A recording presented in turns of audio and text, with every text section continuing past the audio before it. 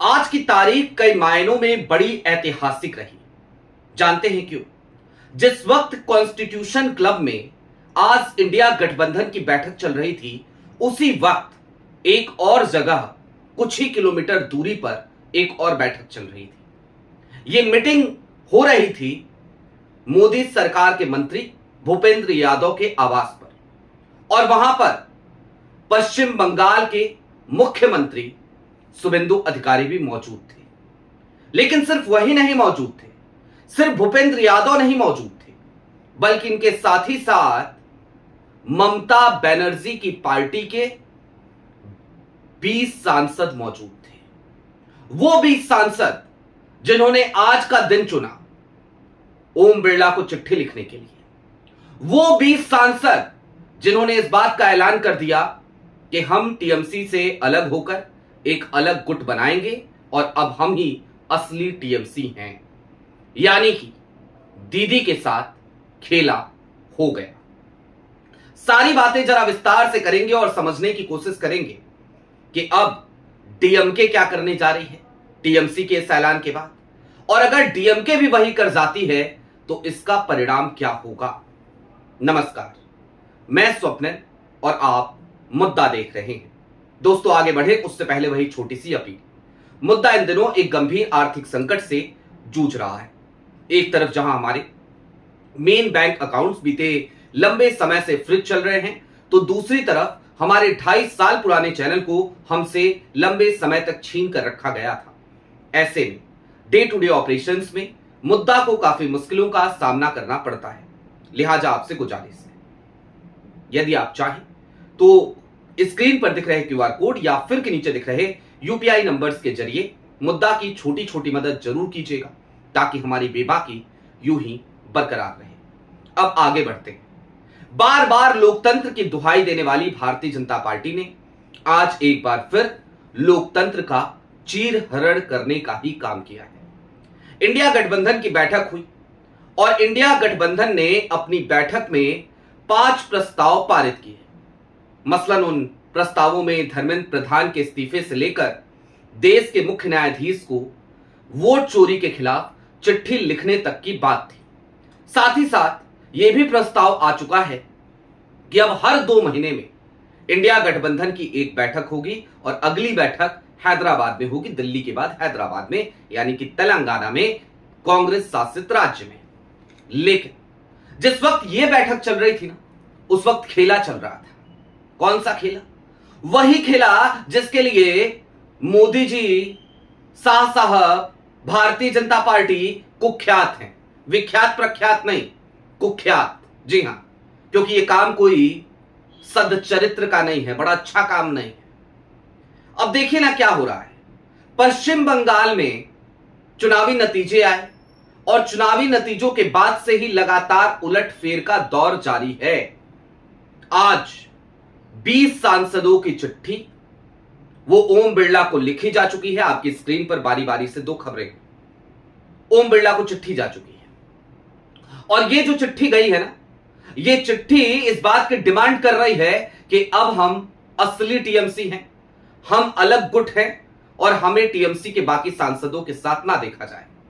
लोकसभा में कुल 28 सांसद हैं टीएमसी के, और अगर उन 28 में से 20 सांसद अलग गुट बना लेते हैं तो जाहिर सी बात है, आपको याद होगा अभी हालिया दिनों में भारतीय जनता पार्टी में शामिल हुए थे आम आदमी पार्टी के 7 सांसद।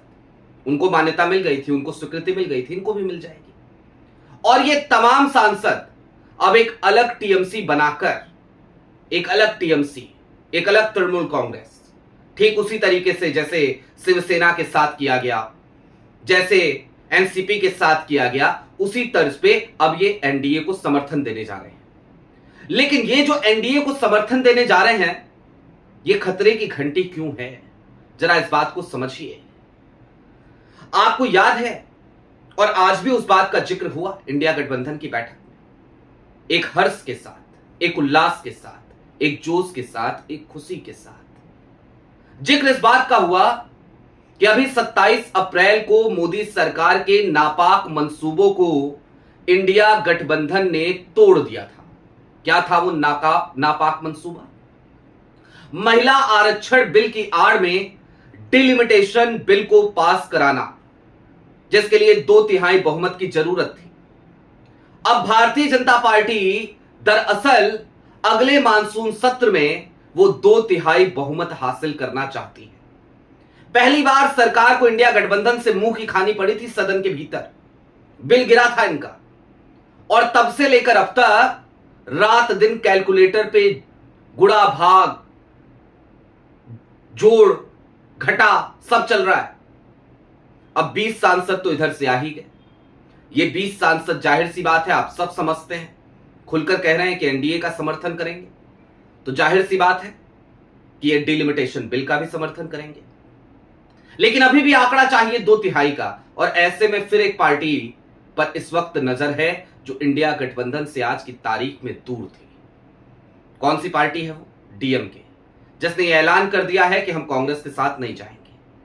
और अगर डीएमके भी एनडीए का साथ दे देती है, अगर डीएमके भी डिलिमिटेशन बिल को अपना समर्थन दे देती है, तो फिर डिलिमिटेशन बिल पास हो जाएगा। लेकिन दोस्तों, क्या वाकई में ऐसा हो पाएगा? क्या डीएमके ऐसा करेगी?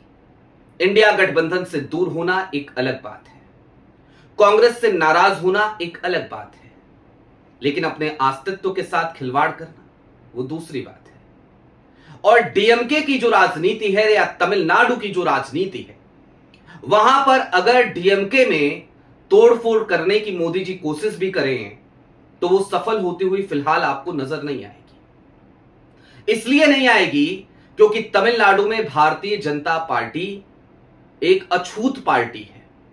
अब मैं अछूत क्यों कह रहा हूं, इस बात को समझिए। जिस तरीके की सांप्रदायिक राजनीति भारतीय जनता पार्टी करती है, ऐसे में अगर कोई गुट डीएमके से अलग होकर या फिर कि खुद डीएमके ही पूरी की पूरी तरीके से वह एनडीए के साथ चला जाएगा, तो जाहिर सी बात है ऐसे में वो पार्टी भी वहां पर अछूत बन जाएगी और उसके ऊपर एक ठप्पा लग जाएगा कि ये भारतीय जनता पार्टी की बी टीम है। और इस चीज से डीएमके को डर लगता है, इस चीज से स्टैलिन को डर लगता है। सिर्फ स्टैलिन और डीएमके को नहीं, बल्कि तमिलनाडु के हर राजनेता को डर लगता है, सिवाय एआईएडीएमके के। क्योंकि एआईएडीएमके के पास ना अब रिसोर्सेज हैं, ना पार्टी के पास कोई ताकत है, तो वो सारी चीजें जो भी होती हैं, जैसे भी वो चुनाव लड़ते हैं, वो सब कुछ दिल्ली के इशारे पर लड़ते हैं और सारे रिसोर्सेज दिल्ली दरबार मैनेज करता है, यानी कि शाह साहब मैनेज करते हैं। लेकिन अब चलते चलते कुछ बातों को और समझिए, ये क्यों आज का दिन ही चुना गया होगा, इस बात को समझिए आप जरा। इंडिया गठबंधन की बैठक से पहले पोस्टर को लगाया गया जगह जगह राहुल के खिलाफ। फिर इंडिया गठबंधन की जब बैठक चल रही थी तो इंडिया गठबंधन की उस बैठक पे कई सवाल उठाए गए कि यार ये तो बिखरा हुआ गठबंधन है। हालांकि झारखंड मुक्ति मोर्चा को लेकर के भी बात की गई थी कि वो भी नहीं आएगी, वीसीके को लेकर बात की गई थी वो भी नहीं आएंगे, वाम दलों को लेकर बात की गई थी वो भी नहीं आएंगे। लिस्ट आ चुकी है, सब आए थे। हेमंत सोरेन ऑनलाइन जुड़े थे, शिवसेना उद्धव ठाकरे गुट से उद्धव ठाकरे ऑनलाइन जुड़े थे, और बाकी सारी पार्टियां वहां पर मौजूद थी। और कुछ पार्टियां छोटी छोटी पार्टियां, इसलिए मैं कह रहा था बार बार 36 पार्टियों का आंकड़ा है, परेशान मत होइए। तो छोटी छोटी जो पार्टियां हैं उन्होंने आने में असमर्थता जताई थी, लेकिन उन्होंने कहा था कि हम इंडिया गठबंधन के साथ खड़े हैं, हम कांग्रेस के साथ खड़े हैं। तो वहां पर उसे बिखरा नहीं पाए, तोड़ नहीं पाए। डीएमके ही सिर्फ अलग हुई है, आम आदमी पार्टी पहले से अलग है। और इसी बीच में आज का दिन इसलिए टीएमसी को तोड़ने के लिए चुना गया, या फिर ये स्क्रिप्ट तो बहुत पहले लिखी जा चुकी होगी, आज का दिन इसलिए डिसाइड किया गया कि खबरों का पूरा जो एंगल है ना वो चेंज किया जा सके। इस देश में इंडिया अलायंस मजबूत हो रही है या इंडिया अलायंस एक साथ आ रहा है, या राहुल के नेतृत्व में सारी पार्टियां काम करने को तैयार हैं, सब राहुल को नेता मान रहे हैं, कांग्रेस के साथ जुड़कर काम करेंगे, ये खबर कहीं भी चले, इससे ज्यादा बेहतर है कि ये खबर चलाई जाए कि देखो इंडिया गठबंधन की बैठक हो रही थी लेकिन ममता दीदी के साथ खेला हो गया। सारा का सारा जो गुड़ागड़ित है वो यही है। राजनीति के विद्यार्थी होने के नाते और वर्तमान परिस्थितियों को, हालिया दिनों में जिस तरीके के घटनाक्रम हो रहे हैं, खास तौर पे बीते 12 सालों में और बीते 4-5 सालों में, तो इसमें बाढ़ सी आ गई है, स्पीड बढ़ गई है। और 2024 के बाद तो हर दिन मोदी जी क्या करेंगे या शाह साहब क्या करेंगे समझ में नहीं आता है। तो इस चीज को डिकोड करना कोई मुश्किल काम नहीं है। अब ऐसे में टीएमसी तो टूट गई है, लेकिन डीएमके की जिम्मेदारी बढ़ जाती है, क्योंकि अगर डिलिमिटेशन बिल पास होता है तो परिसीमन आयोग तय करेगा कि परिसीमन किसी भी सीट का कैसे किया जाएगा। और इसमें पता है सबसे बड़ा नुकसान क्या होगा?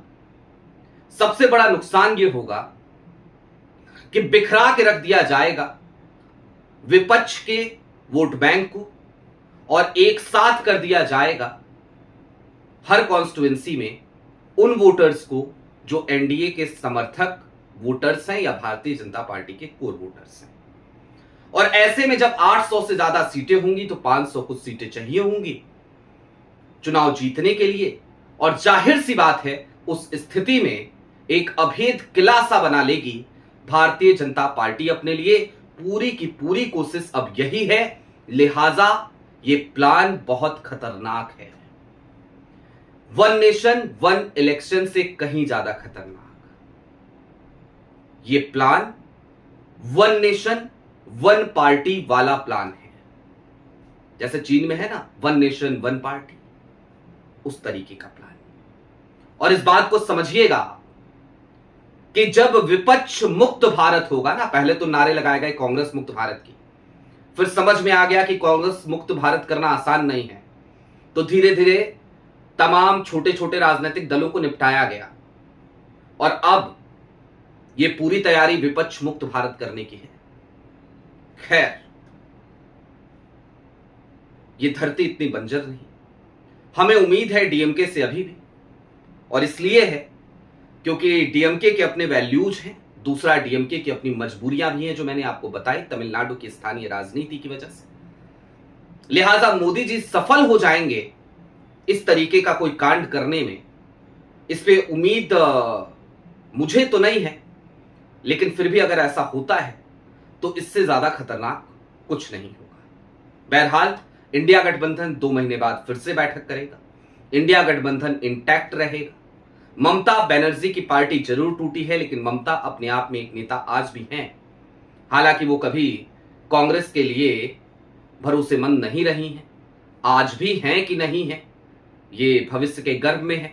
कल जब दिल्ली पहुंची तो अरविंद केजरीवाल से पहले मुलाकात उनकी हुई थी, अरविंद केजरीवाल वहां पहुंच गए थे। और अरविंद केजरीवाल की पार्टी का क्या रुख रहता है ये आपसे और हमसे छिपा हुआ तो है नहीं। आपकी क्या राय है वो हमें कमेंट बॉक्स में जरूर बताइएगा। अभी के लिए दीजिए इजाजत। चलते चलते फिर वही अपील, चैनल पे नए हो तो सब्सक्राइब करते हुए जाइएगा, सक्षम हो तो मुद्दा की छोटी छोटी मदद जरूर कीजिएगा। बहुत शुक्रिया।